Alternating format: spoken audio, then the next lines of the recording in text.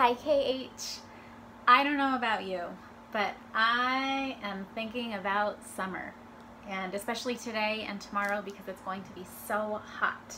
So this book is called My Life with the Wave, and it is by Catherine Cowan and Mark Buhner. It's based on the story by Octavio Paz.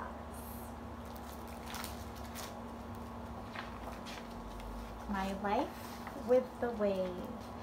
And it is to Judith Bodner and to the Gish family, with special thanks to Carol and Griffin. And I just saw here, it says translated and adapted for children by Catherine Cowan. So it's based on the story by Octavio Paz, but then Catherine Cowan translated the story so that we can understand it.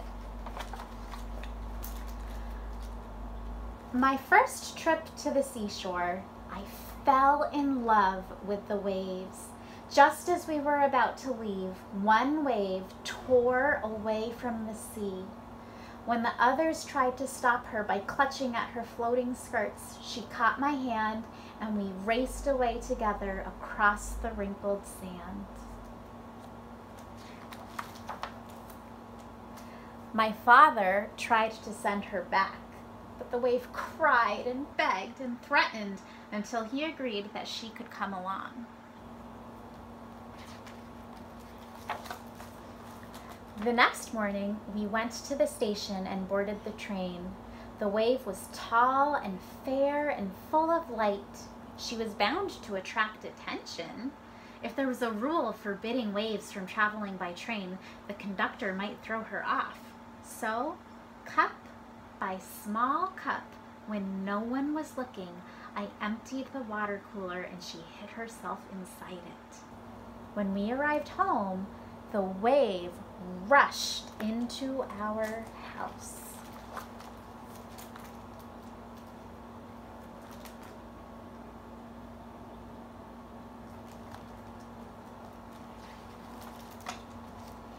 Before she had been one wave, now she was many. She flooded our rooms with light and air, driving away the shadows with her blue and green reflections. Small forgotten corners crowded with dust and dark were swept by her light. The whole house shone with her laughter. Her smile was everywhere. The sun came into our old dark rooms and stayed for hours and hours. It loved dancing with the wave and me so much that it sometimes forgot to leave.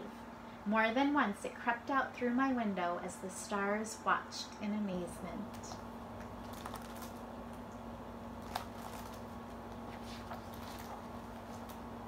The wave and I played together constantly. If I caught and hugged her, she would rise up tall like a liquid tree, then burst into a shower and bathe me in her foam. If I ran at her and she stood still, I would find myself wrapped in her arms. She would lift me up, then let me fall, only to catch me and lower me to the floor as gently as a feather.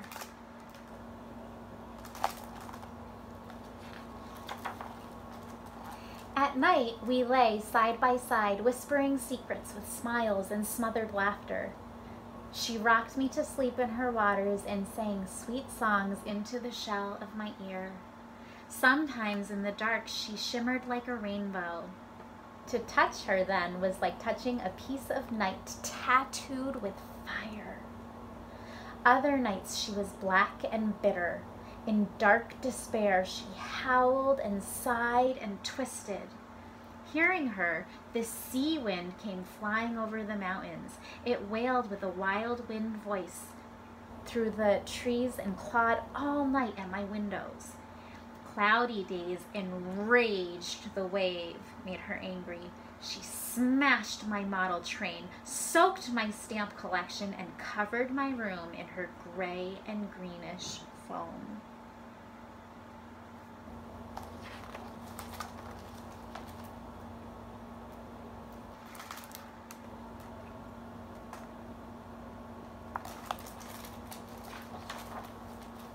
She was pulled by the moon, the sun, and the stars. Her moods were as changeable as the tide. I thought she might be lonely and gave her seashells a tiny sailboat to play with. After she smashed these against the wall, I brought home small fish for her. She swept them into her arms, then whispered and played with them by the hour. At night, while she slept, the fish adorned her hair with little flashes and splashes of color. This looks like Fishy.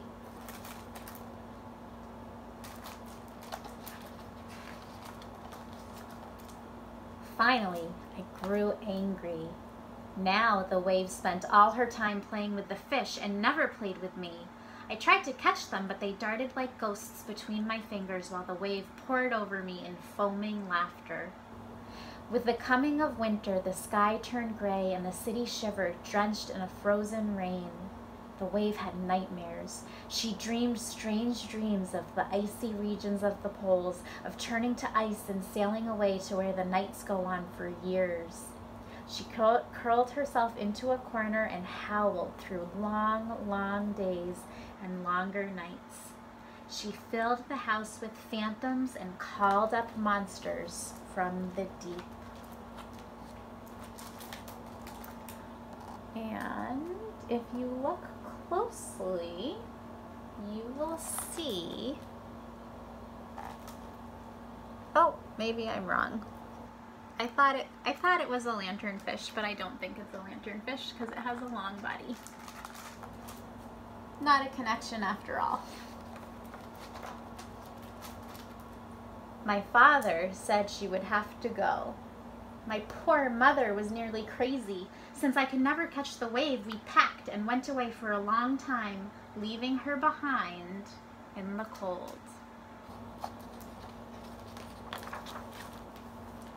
When we returned, we found the wave frozen, a beautiful statue of ice.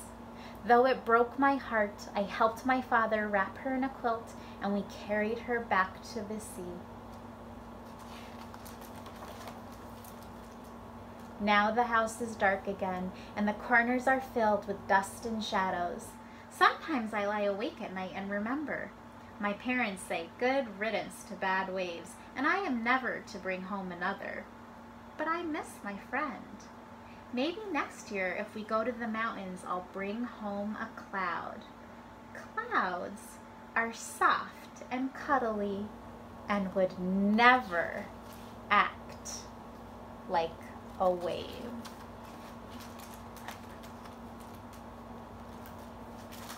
Kindergartners, are all clouds soft and cuddly? What do you think?